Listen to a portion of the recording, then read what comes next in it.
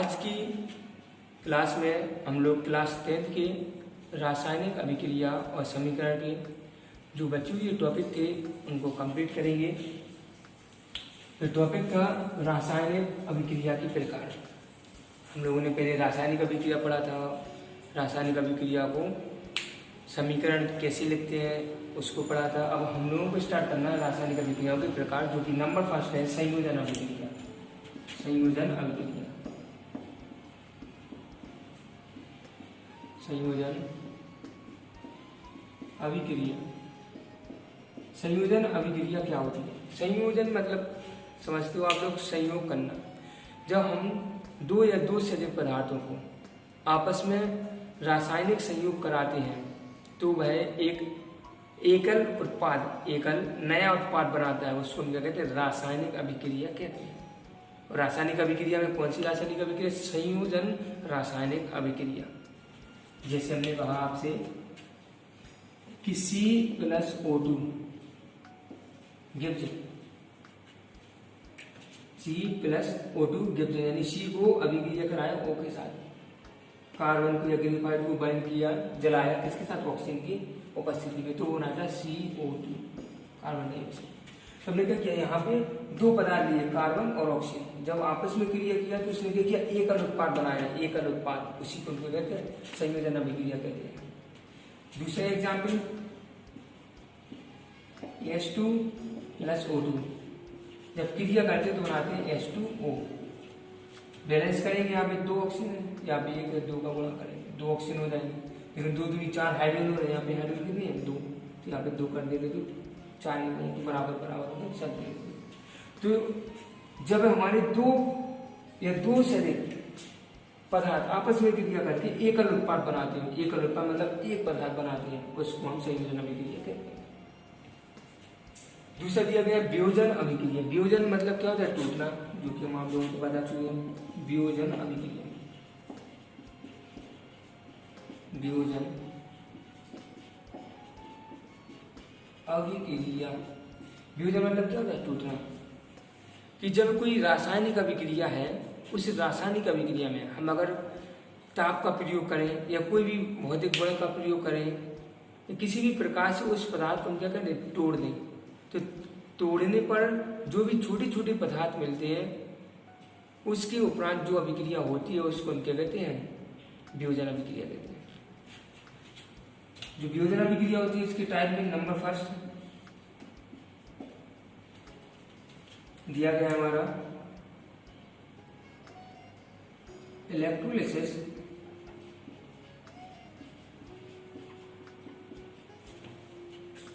Electrolysis या हिंदी में कहते हैं विद्युत अपघटन।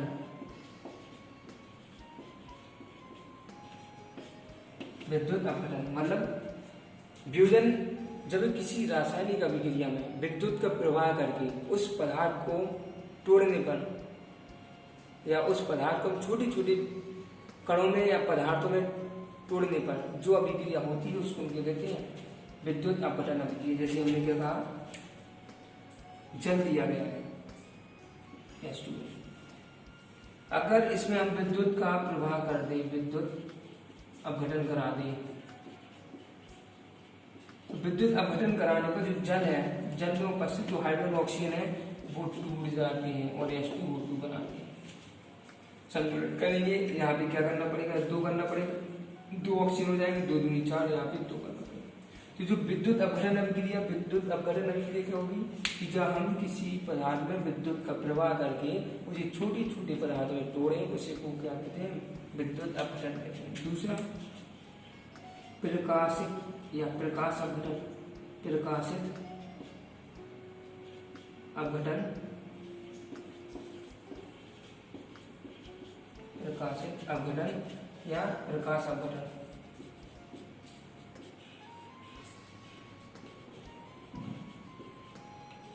प्रकाश अपघटन, प्रकाशित या प्रकाश अपघटन क्या होगा कि जब कोई रासायनिक अभिक्रिया में हम प्रकाश के द्वारा उस पदार्थ को विघटित कर दें, वियोजित कर दें, उसी को क्या कहते हैं? हम प्रकाश अपघटन अभिक्रिया। जैसे ये एग्जाम्पल दिए गए थे, सिल्वर क्लोराइड AgCl दिया गया। अगर इसमें प्रकाश अपघटन करा दे,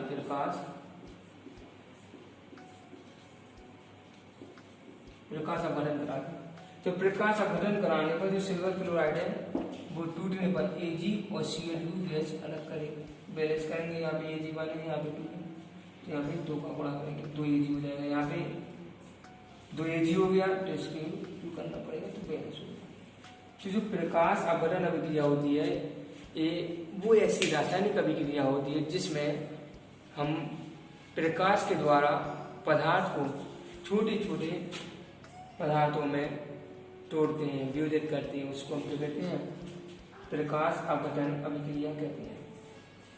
थर्ड दिया गया हमारा, इसको साफ करते हैं, फिर थर्ड स्टार्ट करते हैं। ये बी वाला हो गया, सी वाला बचा है।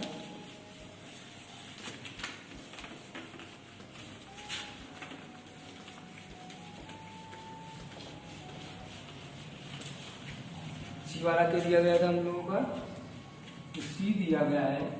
एक तो हो गया आपका प्रकाश अपघटन हो गया। अब ये बचा है आपका ऊष्मीय अपघटन। ऊष्मीय, पास में लिखिए इसको, ऊष्मीय अपघटन। ऊष्मीय अपघटन क्या होता है कि ऐसी विभेदन अभिक्रिया जिसमें हम ऊष्मा के द्वारा उसमें विभेदन करते हैं, अपघटित करते हैं। जैसे हमने कहा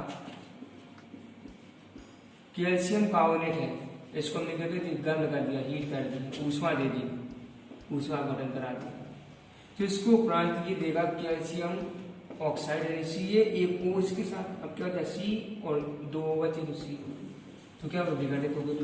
तो ये कैसी रासायनिक अभिक्रिया जिसमें ऊष्मा के द्वारा विभेदन हो, ऊष्मा के द्वारा अपघटन हो, वो टूट के अलग अलग हो जाए, उसको हम क्या कहते हैं, ऊष्मीय अपघटन अभिक्रिया कहते हैं। तो हमारी विभेदन अभिक्रिया में यहाँ पे कंप्लीट हुई।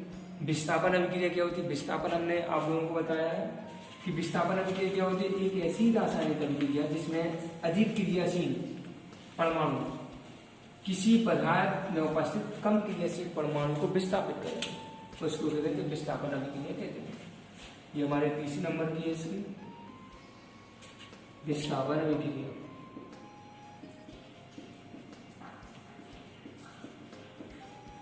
विस्थापन अभिक्रिया जैसे हमने क्या कहा था, जिंक को सल्फ्यूरिक अम्ल H2SO4 के साथ क्रिया कराएंगे, H2SO4 के साथ क्रिया कराएंगे, तो यहाँ पे जो जिंक होता है वो हाइड्रोजन से अधिक क्रियाशील होता है, जिससे वो हाइड्रोजन को क्या कर देता है, विस्थापित कर देता है, हटा देता है, और खुद Zn उसमें जुड़ जाता है, बनाता है ZnSO4 जिंक के संग, उसको कहते हैं विस्थापन अभिक्रिया।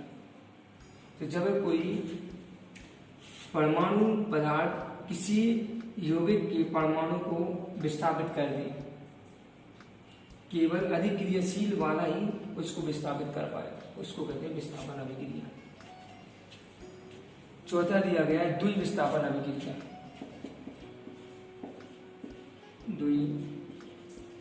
द्विविस्थापन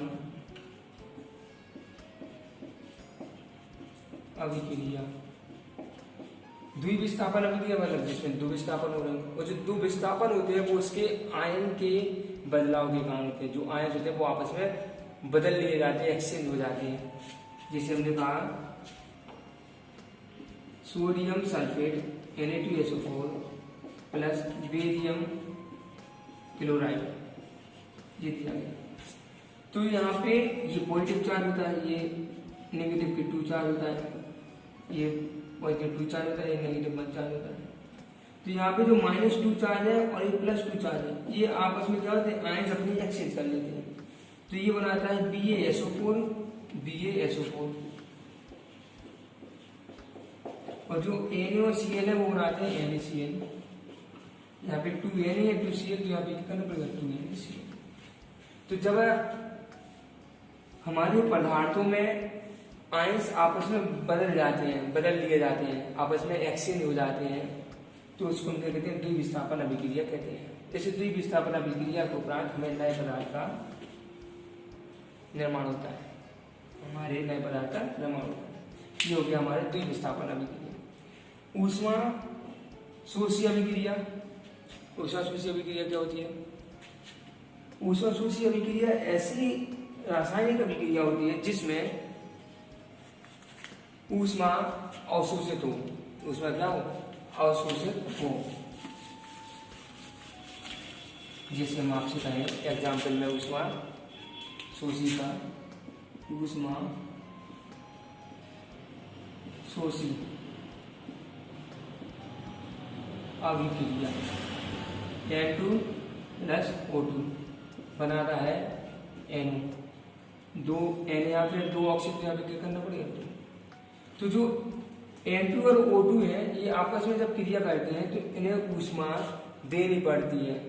जब ये क्रिया करते हैं और NO बनाते हैं, नाइट्रिक ऑक्साइड बनाते हैं, कितनी ऊष्मा इन्हें देनी पड़ती है?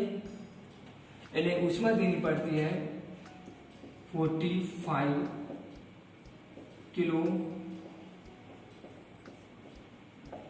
कैलोरी। तो एक ऐसी रासायनिक अभिक्रिया जिसमें अभिक्रिया को कराने के लिए हमें ऊष्मा देनी पड़ती है। जब हम ऊष्मा देते हैं तो इसमें आता है माइनस का निशान।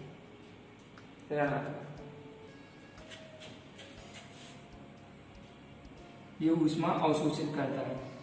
ठीक है, कौन से नंबर का था ये हमारा? 4 नंबर का। 5 नंबर का क्या दिया गया? ऊष्मा क्षेपी अभिक्रिया।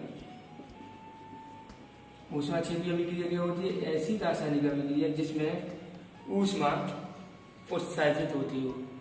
क्या होती है? उत्सर्जित होती है। जैसे जब हम ग्रेफाइट को, कार्बन को ऑक्सीजन के साथ जलाते हैं तो बनाता है CO2 और इसमें प्लस 94 किलो